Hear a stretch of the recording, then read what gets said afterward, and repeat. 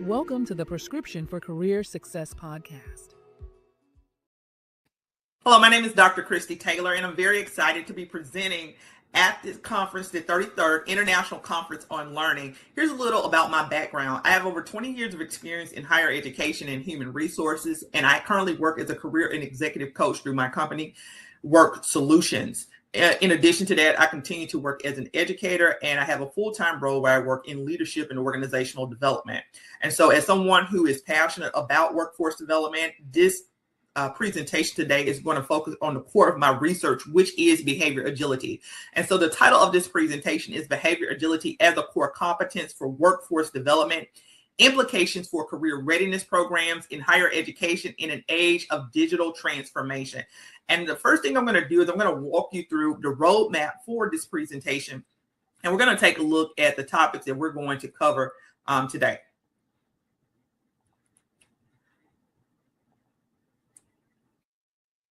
Presentation really explores how digital transformation, driven largely by artificial intelligence, is reshaping workforce expectations and creating new challenges for higher education.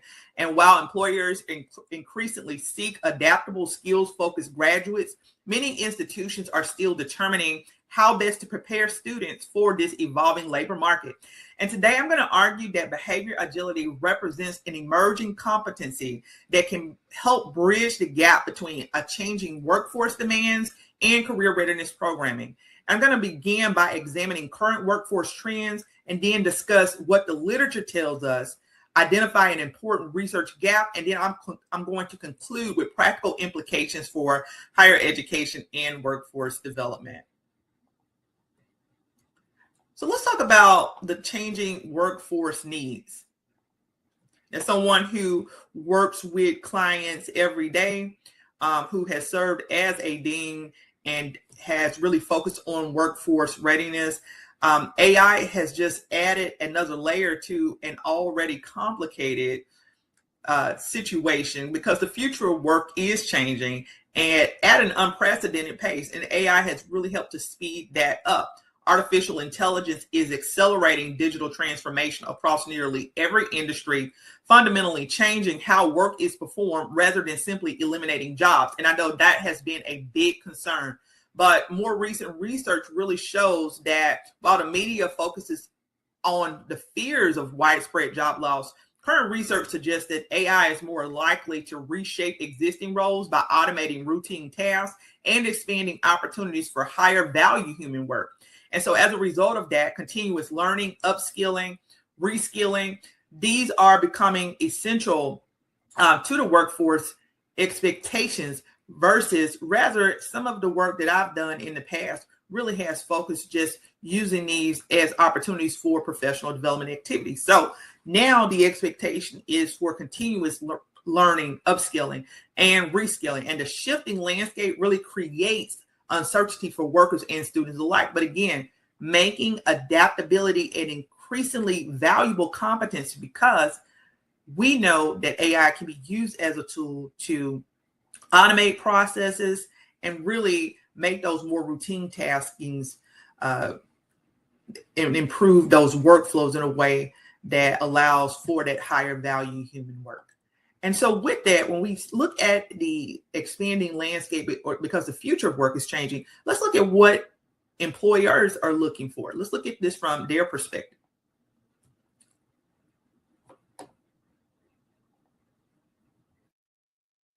So these workforce changes are also influencing how employers evaluate talent. Again, as someone who works in this space of leadership, talent management, one of these very interesting articles that I pulled was from the National Association of Colleges and Employers. I'm going to give you some additional statistical information from them in just a moment. That nearly 2/3 of employers, they're now using skills-based hiring practice for entry-level positions. So this really targets our students who are right out of college. And instead of relying primarily on degrees or job titles, employers increasingly assess demonstrated competencies through scenario-based interviews. And that means that our students need to be able to demonstrate problem-solving skills. They're looking at things like problem-solving, portfolios, and work samples. So in other words, employers, they want the evidence that candidates can apply their knowledge in real world situations. And this shift suggests that career readiness, that it must move beyond preparing students to earn credentials and instead prepare them to actually demonstrate those transferable skills throughout their career. It's not just simply being able to write a good resume or to simply have a degree. Students need applied experience which is an entirely different presentation in itself. But there is a way for us to begin to bridge that gap. We looked at this from the perspective of employers, but let's look at how higher education itself is adapting.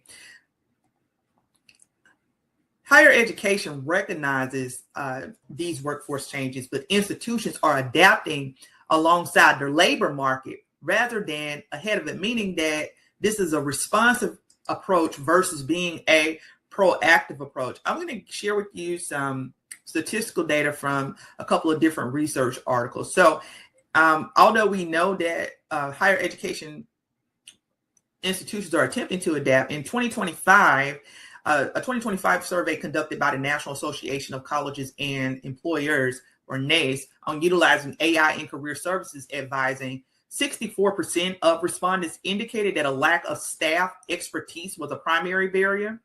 And then 48% cited that that one of the barriers was staff capacity.